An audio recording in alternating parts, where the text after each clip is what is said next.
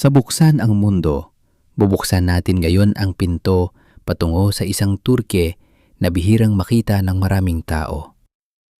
Sa likod ng karangyaan, modernong pamumuhay at nakabibighaning tanawin, may mga lihim at kakaibang katotohanang magpapayanig sa iyong pananaw tungkol sa bansang ito. Ang totoong buhay na bihirang makita sa Turkiye, ang marangyang bansang nagtatago na mga mukhang kaunti lamang ang nakaaalam. Mga kaibigan, ngayong araw ay lilipad tayo patungong Turkiya, isang bansang nasa gitnang silangan, ngunit hindi lubusang kabilang sa Asya o Europa. Isa itong bansang transkontinental sa pagitan ng Asya at Europa, kung saan humigit kumulang 5% lamang ng teritoryo nito ang nasa Europa at 5% naman ang nasa Asya. Ngunit ang kamumuhay rito ay napakalakas ang impluwensyang Europeo, kaya talagang ikinagugulat ito ng marami. Sa lawak na 783,500, 62 kilometro kwadrado, halos doble ng Vietnam. Ngunit medyo katamtaman lamang ang populasyon nito, mga 85.3 milyong tao. Dito rin matatagpuan ang mga sensitibong hanapbuhay na binibigyan pa ng lisensya upang maisagawa ng legal. At kung iniisip mong sa Dubai lang may mga taong nag-aalaga ng tigre o sawa sa loob ng bahay, nagkakamali ka. Dahil ang mayayamang taga-Turkiye ay marunong ding gumastos at magpakitang gilas nang hindi nagpahuhuli kaninuman. At kung pag-uusapan ang Turkiye nang hindi binabanggit ang mahiwagang sorbetes ng mga salamangkero ng Dondurma, tiyak na may kulang. Ngunit mag-ingat ka kapag tumapak ka sa bansang ito, dahil may isang misteryosong lugar dito na napakapeligroso, kung saan ang anumang nilalang na pumasok mula sa maya, baka, hanggang tao ay maaring mamatay agad. Kaya ano nga ba ang nasa likod ng mga kakaiba at nakakagulat na bagay na sa Turkey mo lamang makikita? Ngayon din, samahan ninyo kaming tuklasin ito sa video na yung araw. Una, ang kakaibang hilig ng mga anak mayaman sa Turkiye. Akala mo ba sa Dubai lang makakakita ng mga bilyonaryong nag-aalaga ng tigre o leopardo sa loob ng bahay? Kung ganoon, malaking pagkakamali iyon. Ang mayayamang pamilya sa Turkiya ay hindi rin nagpapatinag sa ganitong uso. Bukod sa pagpapakita ng yaman, pagyayabang ng pribadong eroplano o pagdaraos ng mamahaling mga salusalo, mahilig din silang mag-alaga ng mababangis na hayop bilang simbolo ng antas at kapangyarihan. At nangungguna sa listahan ng mga alagang leon, leopardo at maging mga Bengal tiger na inaalagaan mismo sa bakuran ng mga villa sa labas ng Istanbul. Ang makita silang sinusuklayan ang balahibo ng mababangis na hayop, pinapaarawan o pinapakain ng malalaking tipak ng hilaw na karne ay sapat na magbigay ng kilabot. Ngunit ginagawa nila yon na para bang karaniwang pusa lang ang inalagaan nila. Maraming taong namumutla sa takot sa halip na mamangha sa karangyaan. Ang higit na nakababahala, kahit alagaan mo pa ang mga ito mula pagkabata, hindi pa rin yon garantiya ng kaligtasan. May isang kilalang pangyayari kung saan isang lalaki ang inatake at pinatay mismo ng tigre na pinalaki niya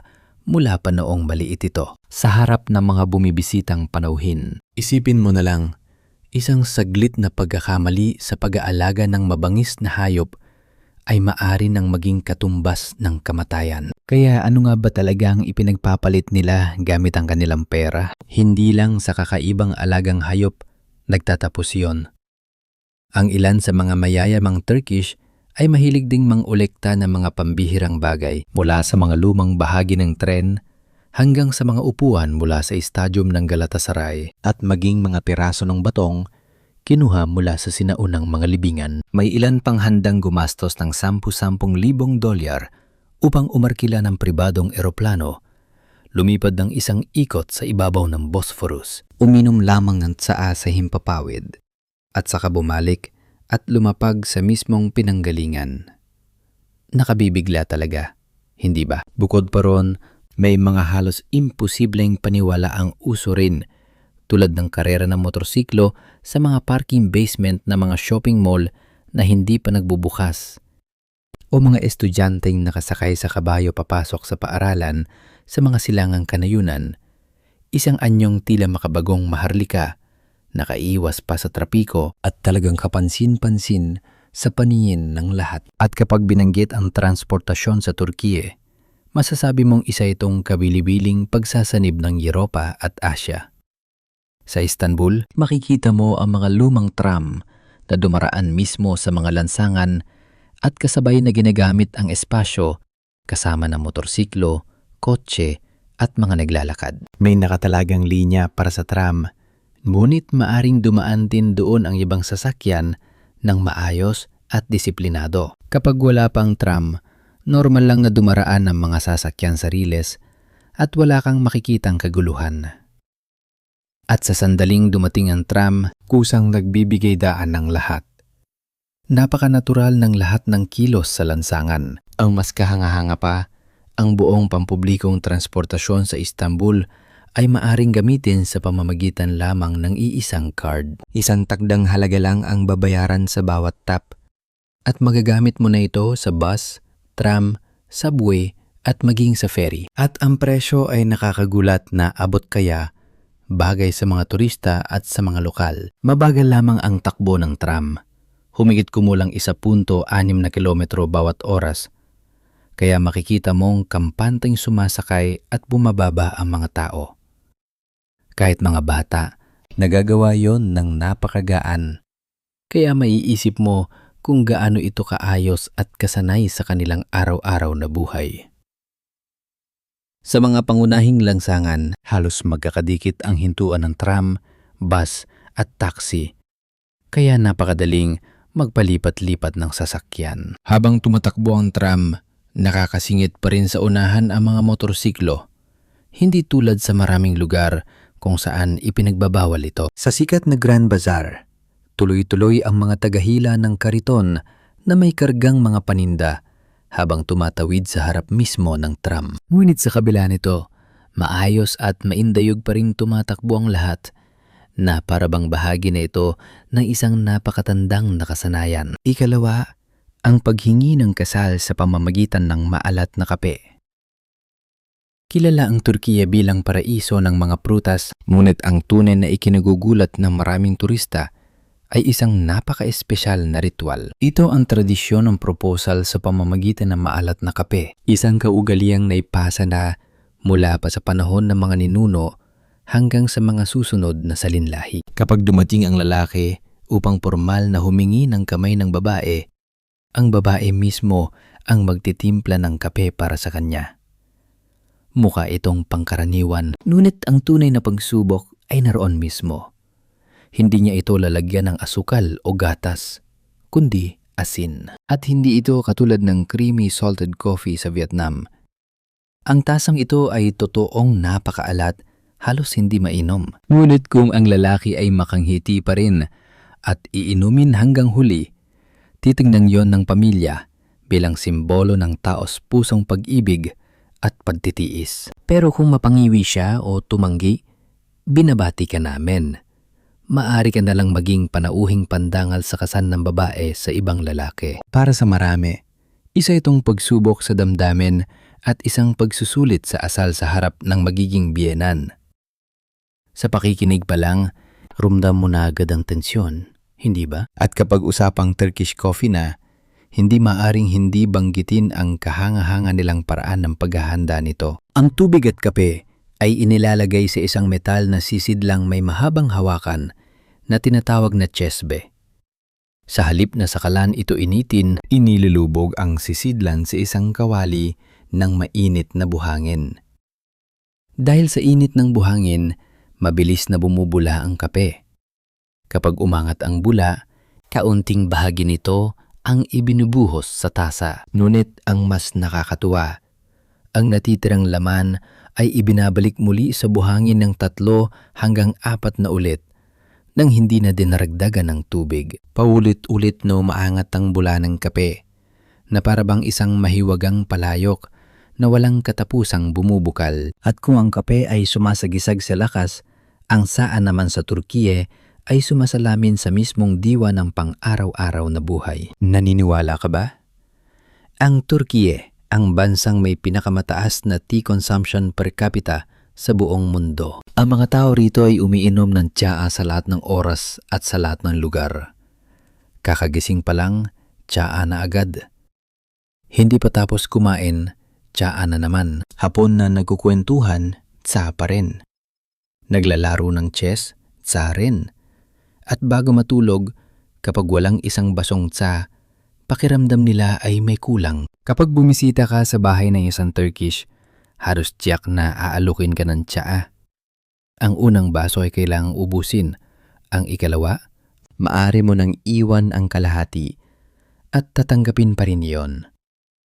Sa mga lugar ng trabaho, may mga empleyadong may 2 obligadong tea break. Sa bansang ito, ang pagtanggi sa paanyayang uminom ng tsaa ay halos hindi umiiral. Sa kalsadaman o sa mga tradisyonal na pamilihan, makakakita ka ng mga binatang may dalang pilak na tray na sumisingit sa gitna ng maraming tao upang maghatid ng maitim na tsaa sa maliliit na basong hugis tulip. Kahit nasa bangka ka pa sa Bosphorus, maaari ka pa ring alukin ng tsaa. Tunay niyang napakabait at napaka-hospitable na mga Turkish sa paraang nakagugulat sa sinumang unang makaranas nito. Sa kasalukuyan, mahigit 700 milyong metro kwadrado ng lupain sa Turkiye ang ginagamit sa pagtatanim ng tsaa. Ito ang ikalawang pinakamaraming iniinom na inumin pagkatapos ng tubig. Upang makapagtimpla ng tunay na Turkish tea, gumagamit sila ng 2 takuring magkapatong na tinatawag na çaydanlık. Ang nasa ibaba ay may lamang tubig. Ang nasa itaas naman ay may tsaa at kaunting tubig. Kapag kumulo ang tubig sa ibabang takur, ibinubuhos ito sa itaas upang makagawa ng matapang na tea concentrate.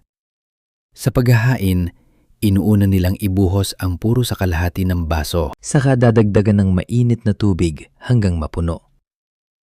Kung gaano katapang o kanipis ang lasa ay depende sa dami ng concentrate na inilagay mo. Madali itong pakinggan, ngunit isa itong paraang iningatan sa loob ng daan-daang taon. Hindi lang tsaa at kape ang tanyag sa Turkiye. Kilala rin ito sa kakaibang sorbetes na dundurma. Ang mga nagtitinda ng sorbetes ay karaniwang nakasuot na makukulay na tradisyonal na kasuotan. Gumagamit ng mahabang sandok upang sumalok ng malagkit at nababanat na sorbetes at walang tigil sa pang-aasar sa mga mamimili. Sinumang nakabili na ng sorbetes dito ay tiyak na alam ang pakiramdam ng sabay na natatawa at naiirita habang paulit-ulit na hinahatak pabalik. Iniikot o binabaligtad ang sorbetes na akala mo ay makukuha mo na. Ang dundurma ay napaka-nababanat na parabang candy na maaring hilahin ng mahaba nang hindi napuputol. Ang dahilan ng kakaibang tekstura nito ay dahil nilalagyan ito ng mastic resin na nagbibigay ng lapot at tumutulong upang hindi ito madaling matunaw. Dahil dito, malaya itong naipapaikot, naibabaligtad at naipaglalaro ng tindero nang hindi nalalaglag sa lupa. Ang tagpong ito ay naging isa ng espesyal na karanasan sa turismo na gustong subukan ng halos lahat ng bisita. Ang ibig sabihin ng dondurma sa wikang Turkish ay pagyeyelo. At gaya ng ipinahihiwatig ng pangalan, likas na kakaiba ang sorbetes na ito kumpara sa tradisyonal na sorbetes na nakasanayan nating kainin. Kapag pinanood mo ang mga tindero habang nagtatanghal, makikita mong halos dumikit ang blok ng sorbetes sa sandok na tila ba may salamangka. Sa bawat galaw nila, napapapalakpak at napapahalakhak ang mga tao sa paligid. Ikatlo, ang matinding agwat ng mayaman at mahirap. Sa ilalim ng marangyang imahen ng mga elite na nag-aalaga ng tigre at umuupa ng eroplano para lang uminom ng tsaa, may isa pang mukha ang Turkiye na lubos na kabaligtaran ng lahat ng iyon. Milyon-milyong mamamayan dito ang nabubuhay sa kahirapang nakapagpapayanig sa damdamin ng maraming dayuhan. Pagsapit ng taong 2024, halos 33 milyong tao, katumbas ng halos 39% ng populasyon ang nabubuhay sa ilalim ng poverty line na may kita na wala pang $149 bawat buwan. Samantala, ang minimum wage ay nasa humigit kumulang $625 kada buwan na hindi pa rin sapat upang tugunan ang pinakapayak na pangangailangan ng isang pamilya. Sa mga maralitang lugar gaya ng Talabasi, may mga batang lumalaktaw sa almusal, nagsusuot ng sirang sapatos, at tumutulong sa kanilang mga magulang sa pamumulot ng basura upang mabuhay. Lalong lumalawak ang agwat ng yaman habang ang pinakamayayamang 20% ay humahawak sa halos kalahati ng kabuuang kita ng bansa. Samantalang, ang pinakamahihirap na 20% ay may hawak lamang ng humigit kumulang 6%.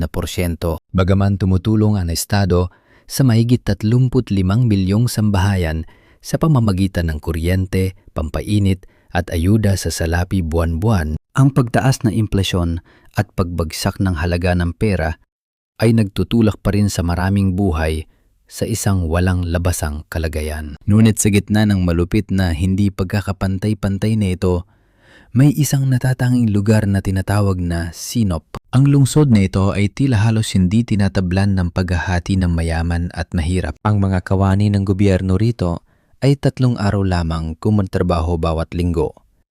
Mas gusto ng mga tao ang paglalakad kaysa pagmamaneho. Ang mga babae ay maaring magsuot ng shorts at maglakad ng 3:00 na madaling araw nang hindi hinuhusgahan o ginagambala. Ang higit na ikinagugulat ng mga turista, walang halos may pakialam sa laman ng iyong bulsa. Ang mahalaga sa kanila ay kung masaya ka ba o hindi. Ang mga taga-Sinop ay hindi nakikipagpaligsahan sa mamahaling tatak, mamahaling sasakyan o matatayog na villa dahil wala silang kailangan patunayan kaninuman. Ang Sinop rin ang bayang sinilangan ni Diogenes, ang lalaking minsang nanirahan sa loob ng isang banga at naniniwalang sapat na sa tao ang mamuhay ayon sa kung ano ang mayroon siya. Marahil ay tumagos ang espiritu ng kalayaan at pagiging payak na iyon sa pamumuhay ng mga tao rito sa loob ng daan-daang taon. Ika-4, ang pagpapalit ng pangalan mula Turkey tungo sa Turkiye. Kapag nabanggit ang bansang ito, marahil marami sa inyo ang nakarinig na nagpasya itong palitan ng pangalan nito noong Hunyo 2022. Para bang sinabi nila sa buong mundo, huwag ninyo kaming tawaging Turkey, tawagin ninyo kami sa tamang pangalan, Turkiye. Parang biro lang pakinggan, ngunit isang seryosong pangailangan ang pinagmulan nito. Katulad dito ng ginawang pagpapalit ng pangalan ni Haring Swati III sa bansang Swaziland tungo sa Eswatini noong 2018 upang hindi ito mapagkamalang Switzerland. Sa kaso ng Turkiye, kapag itinatype mo noon ang salitang Turkey sa Google Images, mapupuno ang screen ng mga pabo na karaniwang inihahain sa Thanksgiving sa Amerika. Ang mismong bansang Turkey o maging ang larawan ni Pangulong Erdogan ay lumilitaw lamang sa maliliit na bahagi. Mas nakaasiwa pa sa Cambridge Dictionary, ang salitang Turkey ay maaari ring tumukoy sa isang matinding kabiguan o maging sa isang taong hangal. Isipin mo na lang, sinong bansa ang matitiis na ang pangalan nito ay may ganoong kahulugan. Dahil dito, naglunsad si Pangulong Erdogan ng isang malaking hakbang at nagpadala pa ng opisyal na liham sa United Nations upang formal na gamitin ang pangalang Turkey. Pagkatapos noon, lahat ng ahensya ng gobyerno, mga embahada at maging ang sektor ng turismo ay nagsimulang gumamit ng bagong pangalan. Ang mga produktong iniriluwas ay kinailangang gumamit ng markang Made in Turkey sa halip na Made in Turkey. Naglunsad pa nga ang pamahalaan ng kampanyang Hello Turkey sa pamamagitan ng mga napakagarbong promotional video. Ang pagpapalit ng pangalan ay hindi lamang upang iwasan ang negatibong kahulugan, kundi upang buhayin muli ang pambansang identidad at mabawasan ang mga bakas ng impluwensyang kanluranin at ng panahong pagkatapos ng Ottoman. Sa katunayan, ang pangalang Turkiye ay hindi naman bago para sa mga mamamayan nito. Ito na ang pangalang ginagamit nila mula pa nang maitatag ang Republika noong 1923. Ngunit pagdating sa internasyonal na paggamit, isinasalin ito bilang Turkey at mula noon ay naiugnay yon sa larawan ng pabo sa loob ng napakahabang panahon. Isa pang kawili-wiling impormasyon.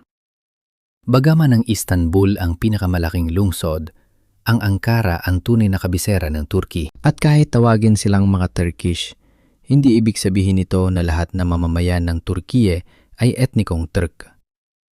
Bukod sa mga Turk, may mga komunidad din dito ng mga Griego, Arab, Hudyo, at marami pang iba't ibang pangkat etniko. Ikalima, ang pintuan ng impyerno. Lapit pa lang, kamatayan na. Sa sinaunang lungsod ng Hierapolis, malapit sa kilalang hot springs ng Pamukkale, matatagpuan ang Plutonion o Gate of Hell.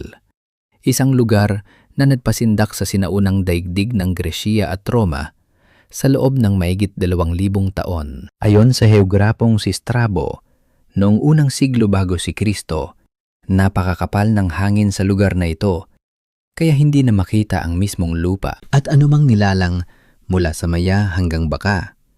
Basta pumasok dito ay agad na mamamatay. Sinubukan pa raw niyang maghagis ng ilang ibon sa loob at lahat ng iyon ay bumagsak na walang buhay. Makalipas lamang ang ilang segundo. Dahil dito, naniwala ang mga tao noon na ito ang mismong pasukan patungo sa ilalim ng daigdig, ang kaharian ni Pluto. Sa pakikinig pa lamang, nakakakilabot na, hindi ba? Nanatiling misteryo ang lahat ng ito hanggang sa matagpuan ng mga modernong arkeologo ang paliwanag. Lumalabas na ang pintuan ng impyerno ay nasa ibabaw ng isang malaking geologic fault kung saan napakataas ng natural na level ng carbon dioxide. Ang konsentrasyon ng CO2 sa bungod ng kuweba ay umaabot sa higit 70%, samantalang ang level na lampas 10% pa lamang ay maaari nang magdulot ng matinding pagkalango at pag-suffocate sa tao. At ang 35% ay sapat na upang pumatay sa loob lamang ng ilang minuto. Araw-araw, humigit kumulang 480 gramo ng CO2 bawat segundo ang inilalabas na lugar na ito.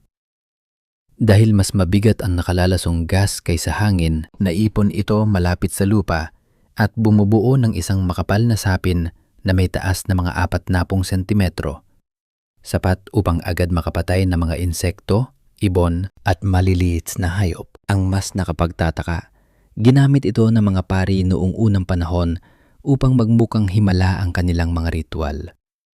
Inihahagis nila ang mga ibon, kambing o baka sa kuweba.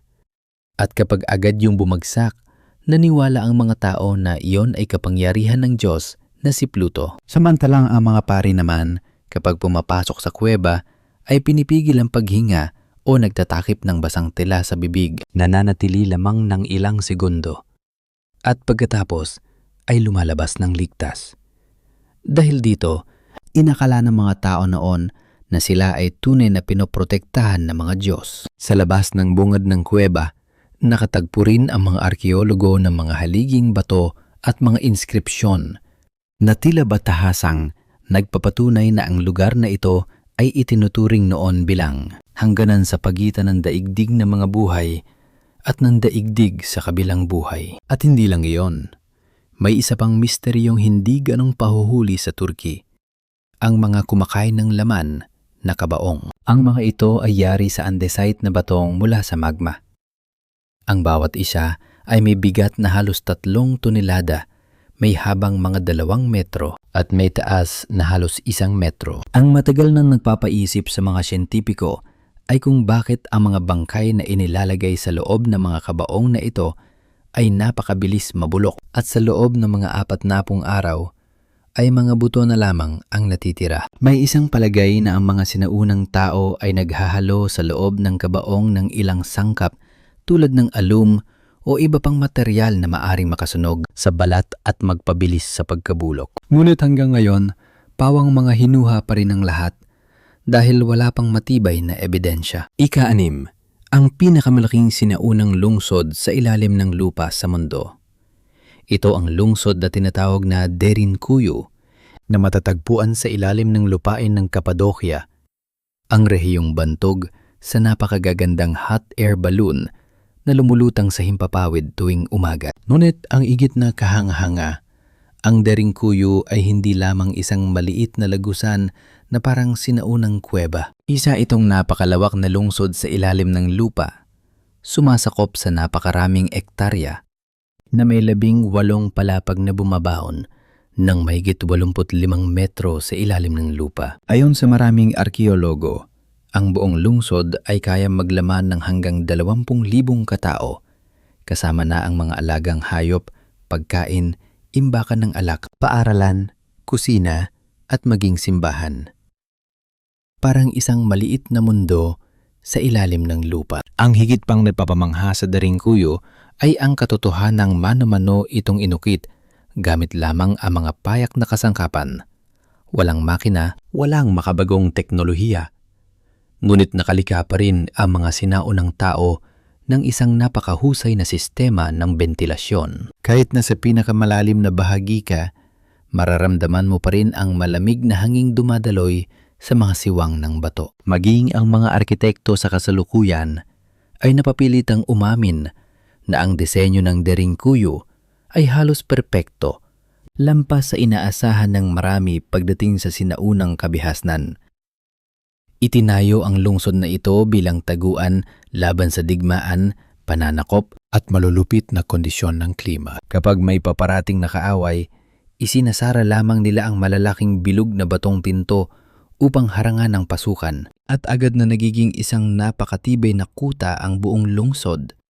Halos walang makalusot. Dahil dito, libu-libong tao ang maaring manatiling buhay sa panahon ng digmaan nang hindi man lang nalalaman ng kalaban ang kanilang kinaroroonan. Sa kasalukuyan, ang Derinkuyu ay isa na sa mga pinakadinadagsang destinasyon ng mga turista sa Turkiye.